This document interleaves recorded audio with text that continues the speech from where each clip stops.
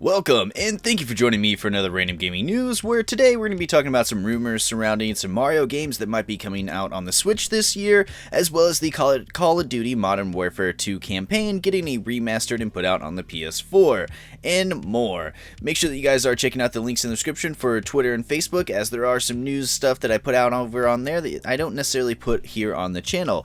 Please share the video, as it does help out the channel the most. Hit the like button if you do enjoy today's video. Subscribe if you haven't already with that bell icon turned on, and let's go ahead and start the show.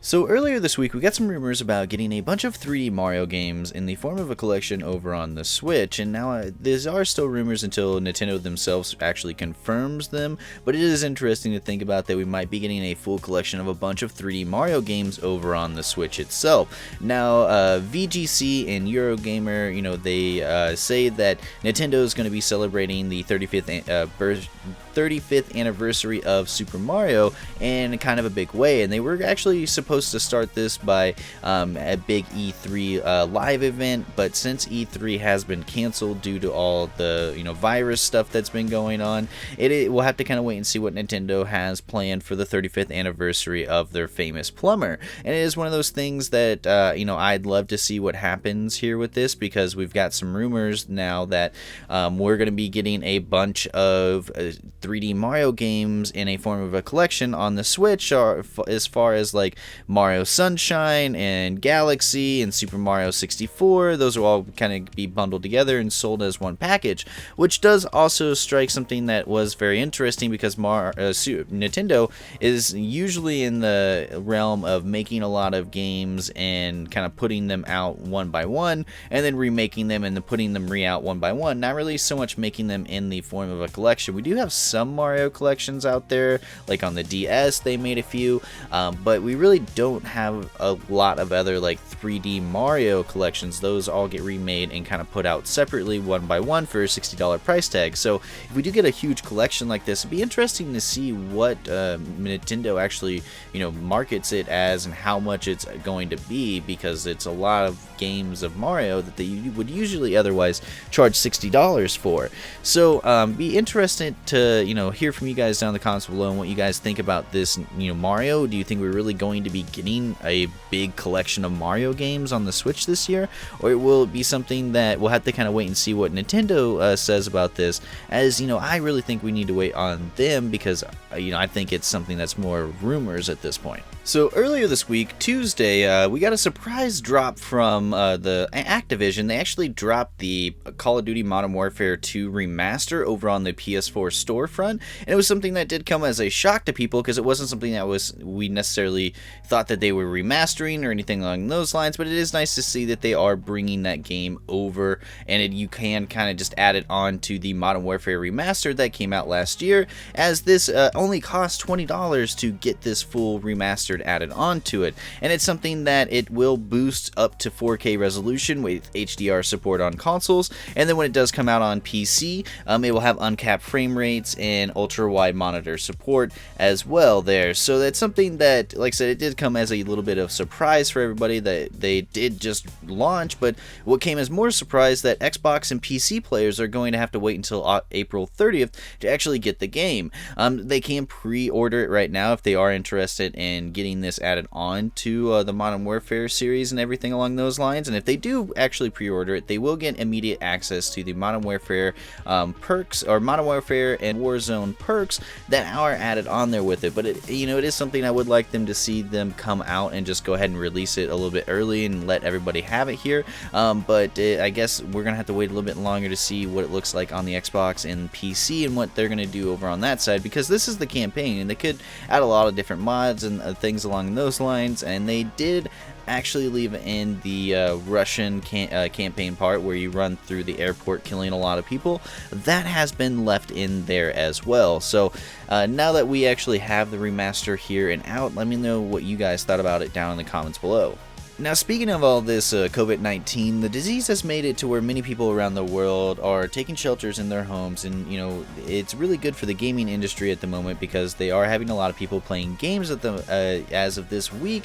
Steam has actually broken a lot of their records in having the most concurrent players on their platform, with over 23 million players, and 1.2 million of those players are actually playing CS:GO, which is actually a Valve game. So it's good to see that players are actually flocking over to playing games and having something to do to take their mind off of all the stress that has been being put on them by the actual disease that has been putting a lot of people out of work and everything. So I'm glad to see that they're going over and playing a lot of Steam games, but it has left it to where a lot of the mainframes over on Steam are having a lot of problems with the big influx of people that have been going over and through their actual system. So they've taken upon themselves to kind of change up how they're doing updates to games. So what they're going to be doing is that if they notice in your library that if you have a game that's downloaded and it needs an update, they're going to wait to update that game until it's not peak times on the network. So that way they can update games that you are playing more frequently and keep those up to date for when you want to play them on peak times on the network, and the games that you may not want to play that often,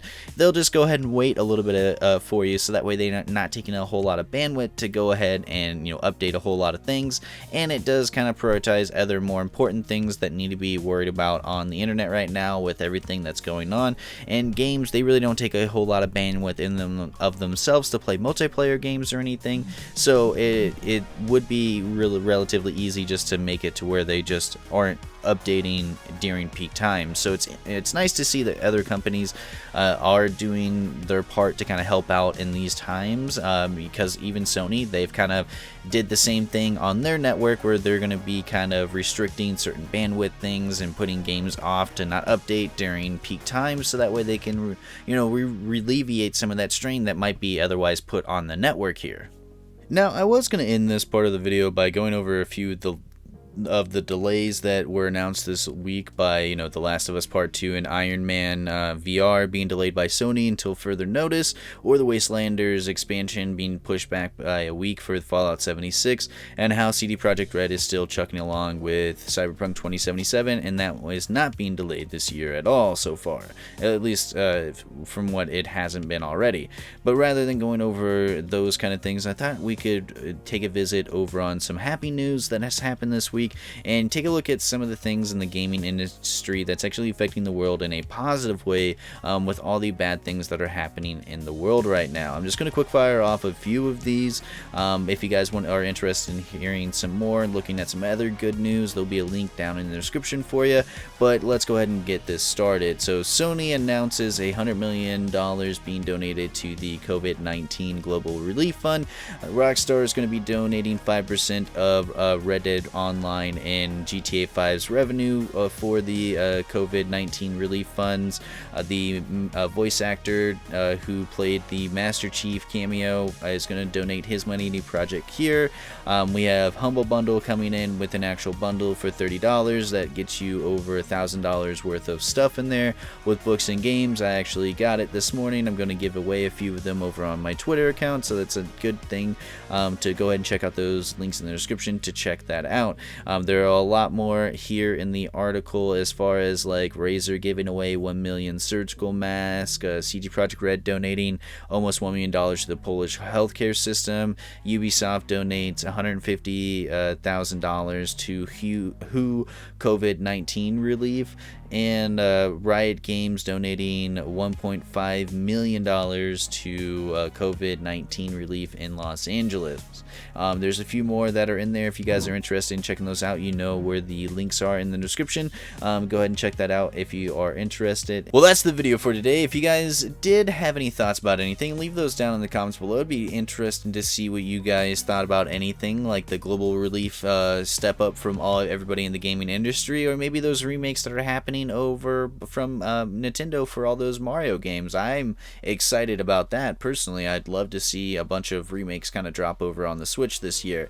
But outside of that, I'd love to hear from you guys about anything, so go ahead and leave those thoughts down in those comments below. Make sure you're checking out those links for all these sweet social media stuff, so you can follow me over on Facebook and Twitter for all the news that didn't make it in today's episode. Please share today's video so that way you guys can help out the channel. Hit the subscribe button if you haven't already with that bell icon turned on, and as always, my name is Tasty. This has been Random Gaming News, and have a wonderful fucking gaming night.